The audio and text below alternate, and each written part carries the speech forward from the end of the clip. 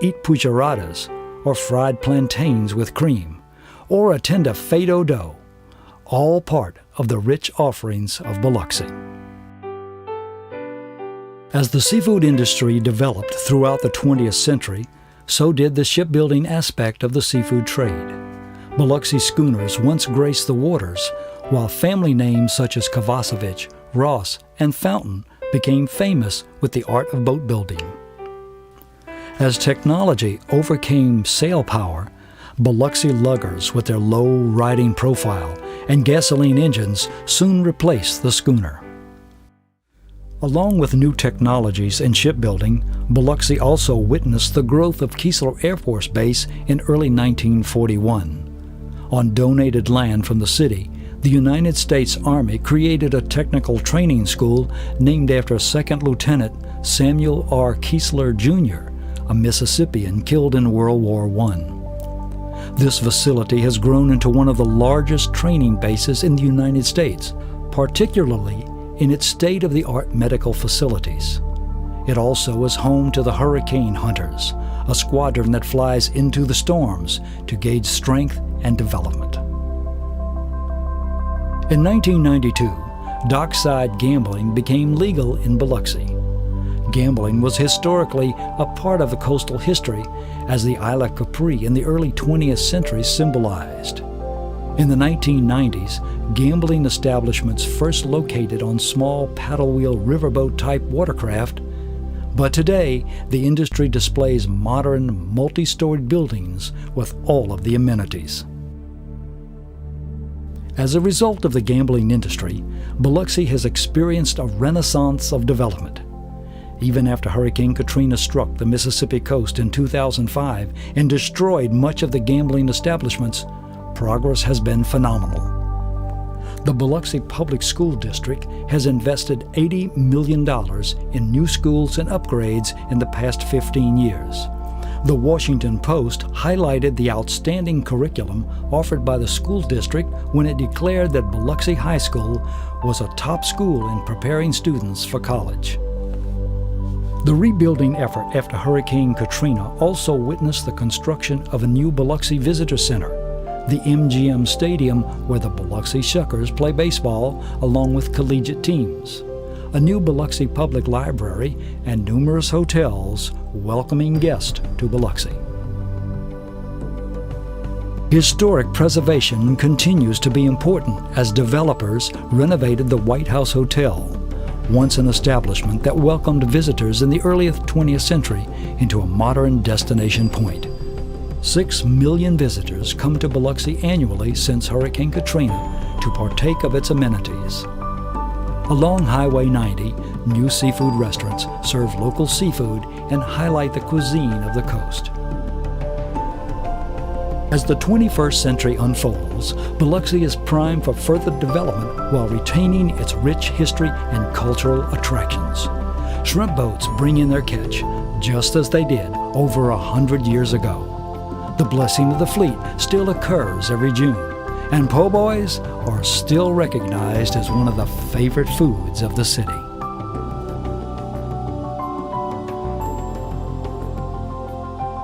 Now explore the coast and see what Biloxi has to offer.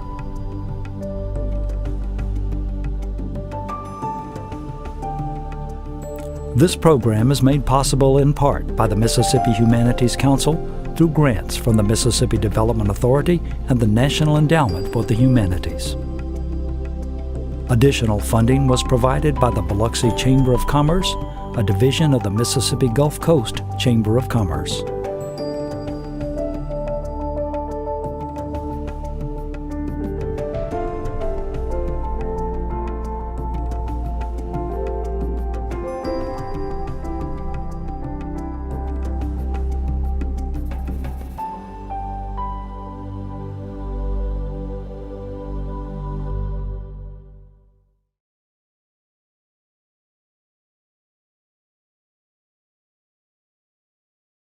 As you know, it's hurricane season. At some point, you might have to evacuate.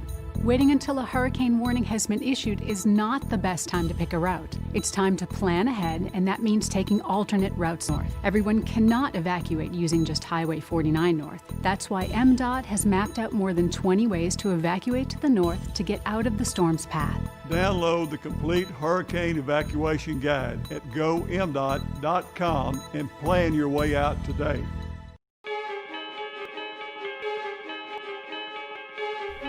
This is BTV, Biloxi Television.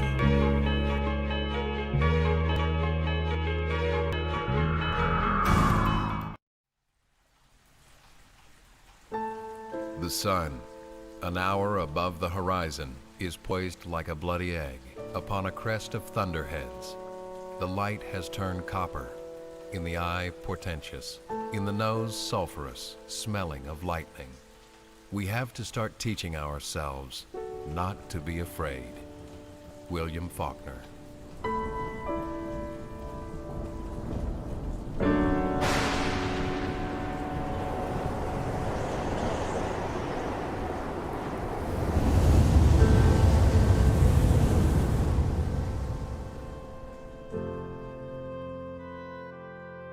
We face a massive task.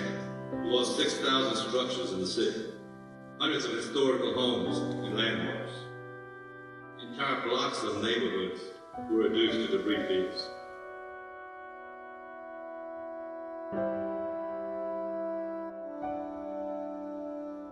One of the things I am most proud of as your mayor is how all of you have dealt with this ordeal. I use the words resolve and resilience when I talk about you. The rest of the nation is using another word. Inspiration.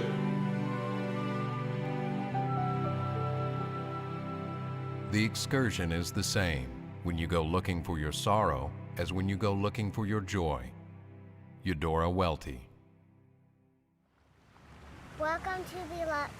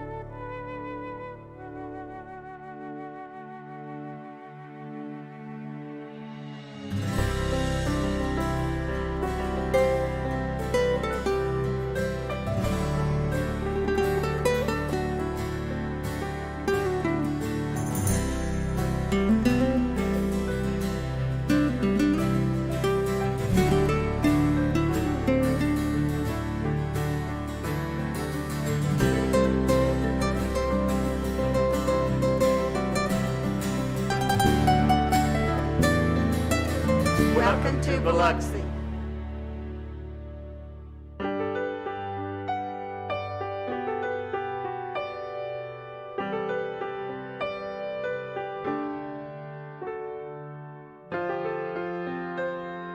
Welcome to Biloxi.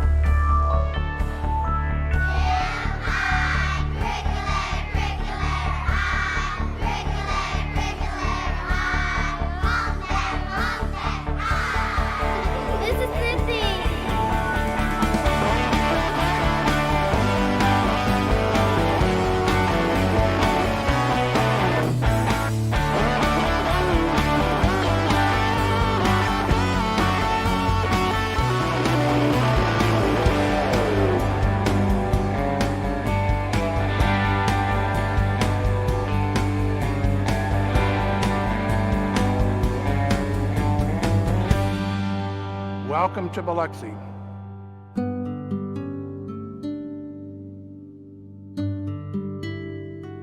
Welcome to Biloxi.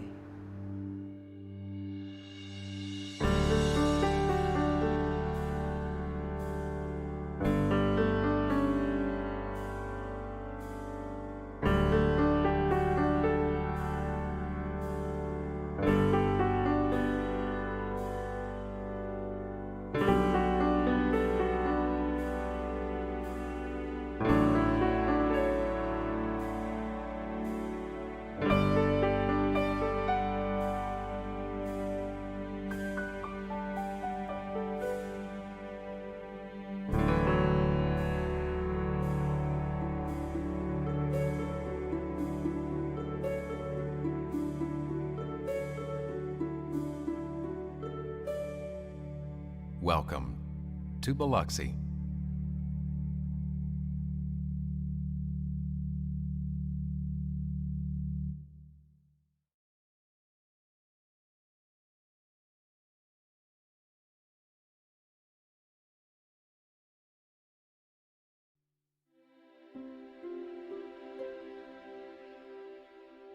In 1810, Biloxi's population was counted at just 420.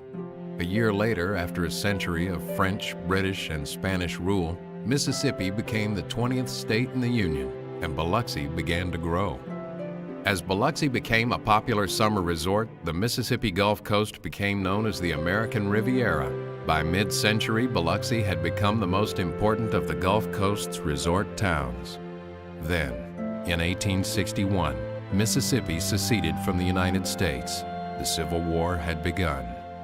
After the war, recovery along the Gulf Coast was slow, but picked up momentum with the arrival of the railroad in the 1870s.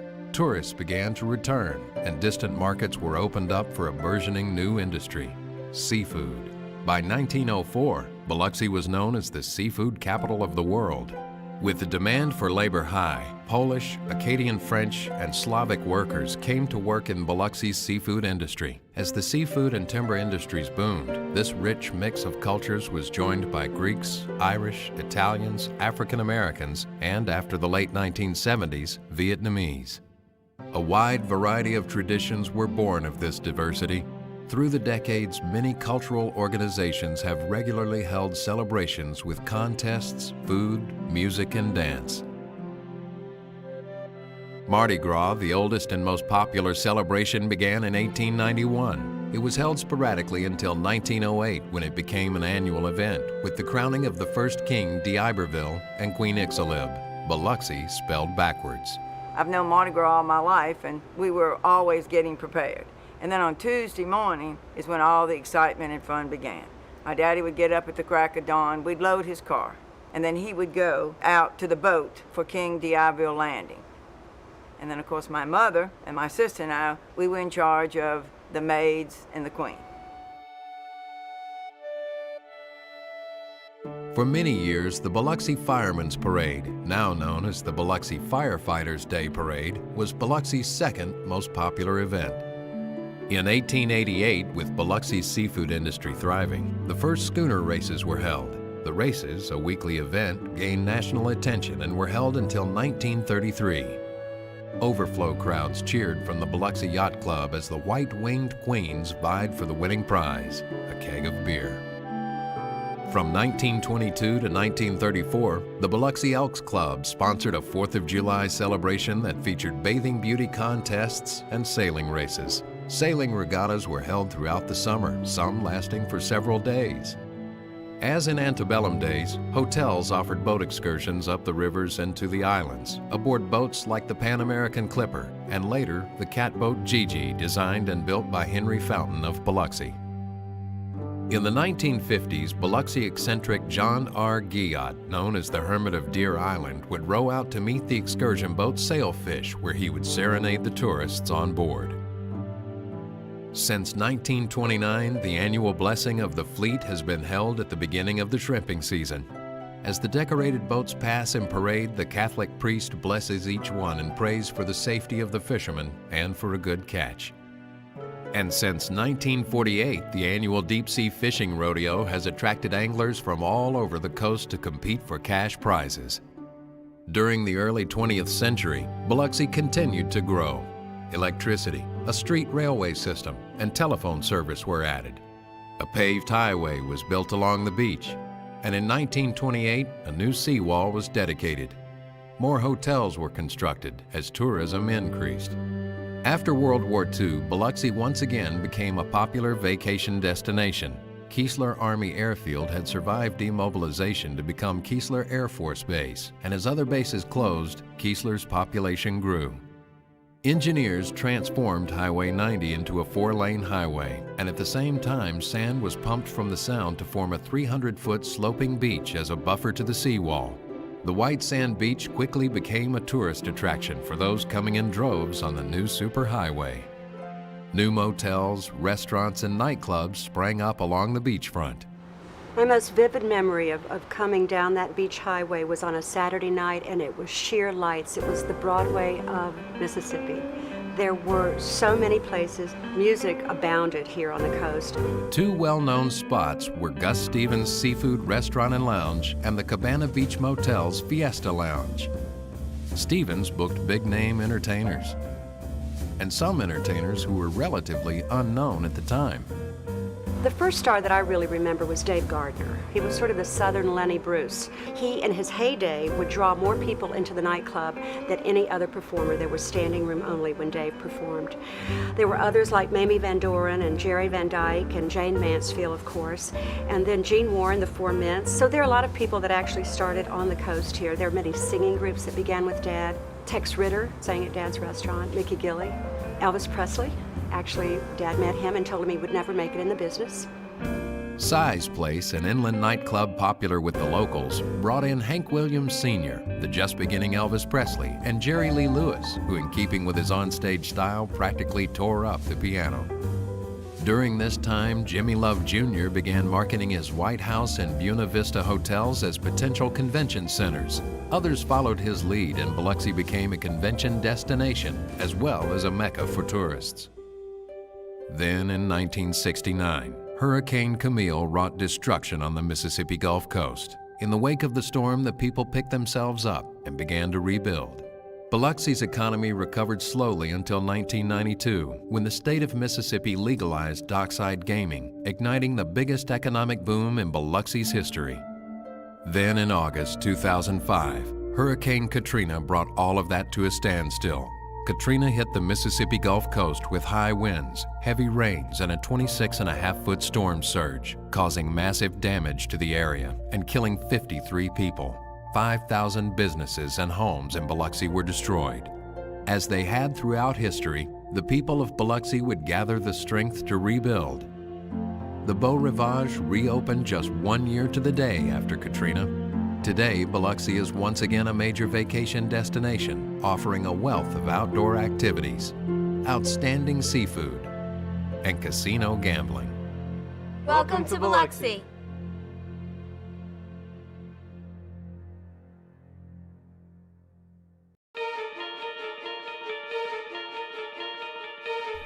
This is BTV, Biloxi Television.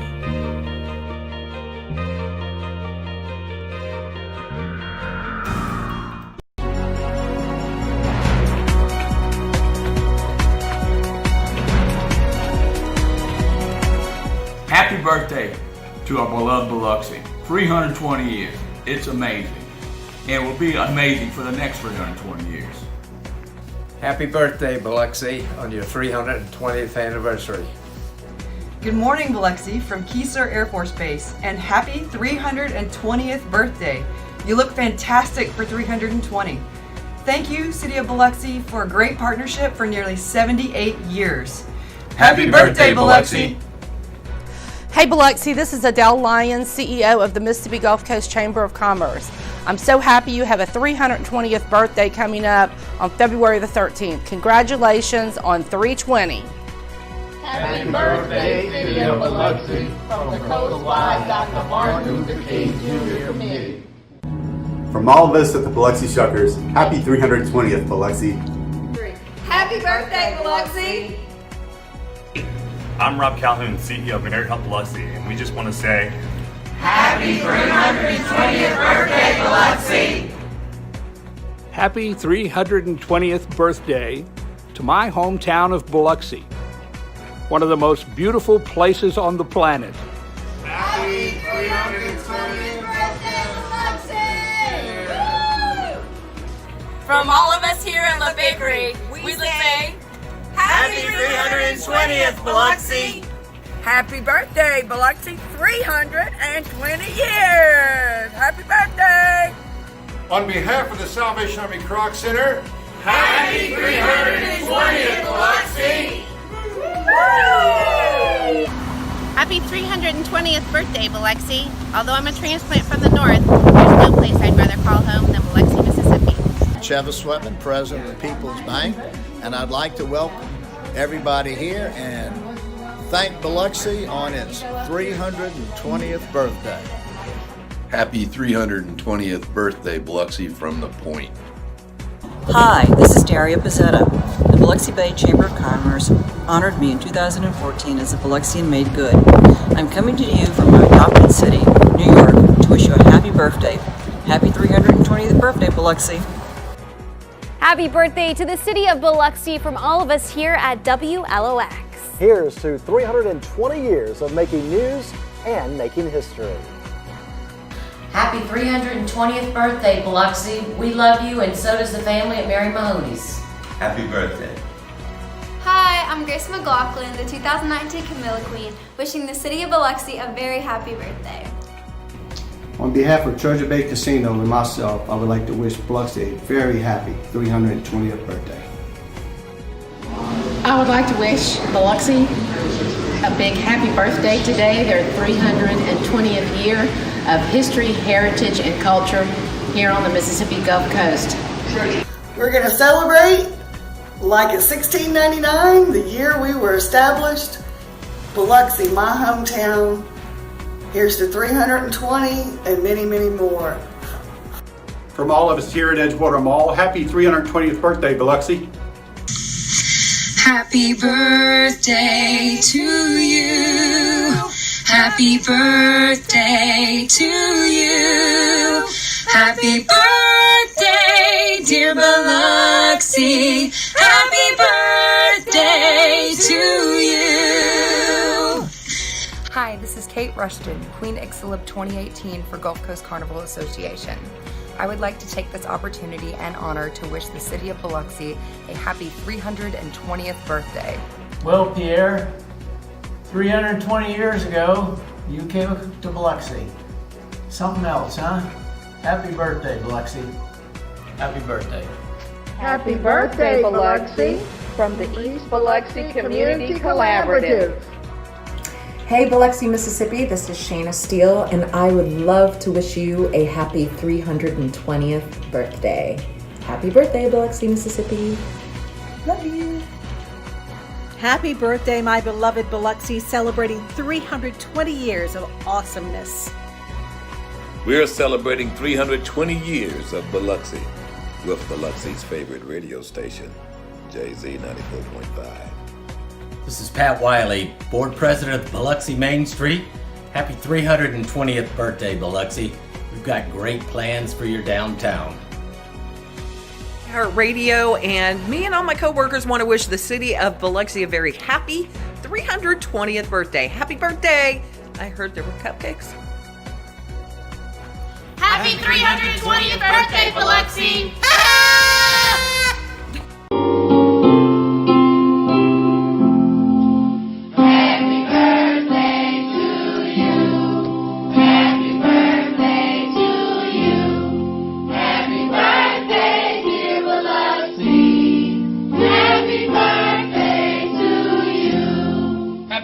To the city of Biloxi from Praise Temple Biloxi. Happy birthday!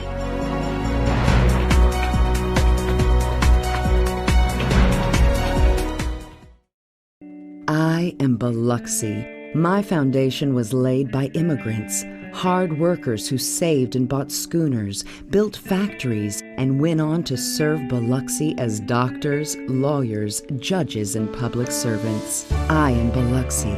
My ancient live oaks line beaches as long as my history. My waters abound with fresh seafood.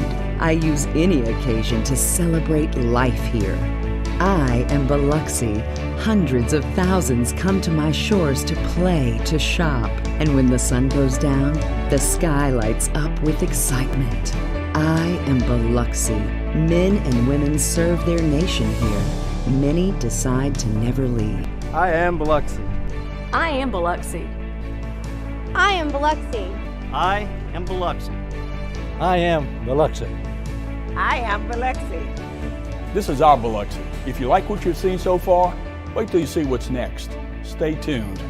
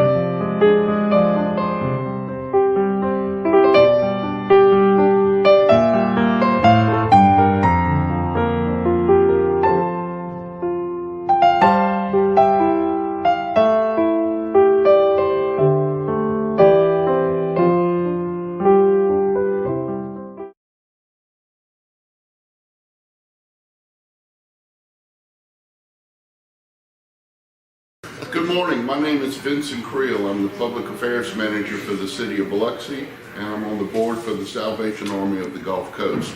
We are here this morning to thank you for being here, and we have an important issue that we want to discuss. On pretty much any given day in downtown Biloxi, you can see a woman who, usually around noon, she starts walking in front of the Harrison County Courthouse as people are coming out, and she makes her way down to the foot of Lemieux Street. Her entire route is dictated by where she sees people. If she sees a person, she goes right to that person to ask them for money. You see it 3 or 4 times a week. Meanwhile, over at the I-110 off-ramp, right there at Bayview, we've had situations where people have actually set up tables, a table and a chair and an umbrella, where they go down there and they work that corner to ask people for money. You see it pretty much across the country at any given major intersection in any city that has a vibrant economy. There are no easy answers to the issue of panhandling. What we've found in Biloxi is we've tried to regulate it, we've tried to permit it. We also have to remember that this is a right of free speech. It is not against the law to beg. So what we're trying to do is come up with different ways to where we can make sure people are being thoughtful as they are approached by a panhandler.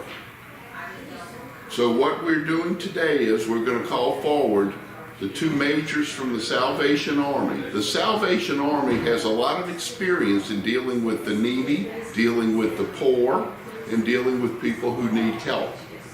What we're looking to do is do the most good here in Biloxi.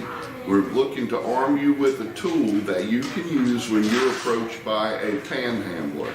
So now, without any further ado, I'm going to call forward Majors Bradley and Anita Caldwell of the Salvation Army.